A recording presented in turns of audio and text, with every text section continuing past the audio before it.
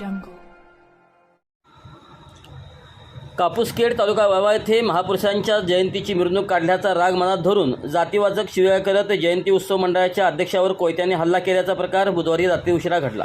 या हल्ल्यात मंडळाचा अध्यक्ष सौरभ सुहास धुमाळे गंभीर जखमी झाला आहे। या प्रकरणी ईश्वरपूर पोलीस ठाण्यात चौघांविरोधात अट्रॉसिटी व मारहाणीचा गुन्हा नोंद करण्यात आला आहे। याबाबत पोलिसांकडून मिळालेली माहिती अशी की कापूसखेड तालुका वावा येथे दिनांक 16 एप्रिल 2026 रोजी सायंकाळी पारंपरिक वाद्यासह महापुरुषांची मिरवणूक झाली होती।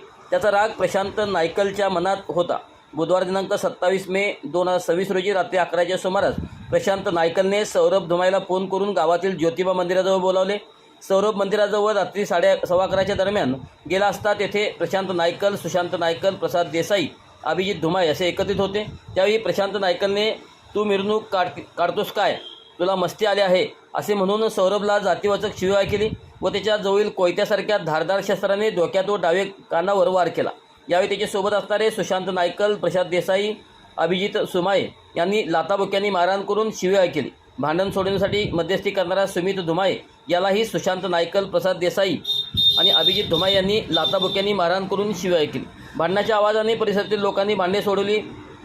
त्यावेळी सौरभ धुमाळे व त्याचा भाऊ सुमित यास जखमी अवस्थेत उपजिल्हा रुग्णालयात उपचारार्थ दाखल करण्यात आले।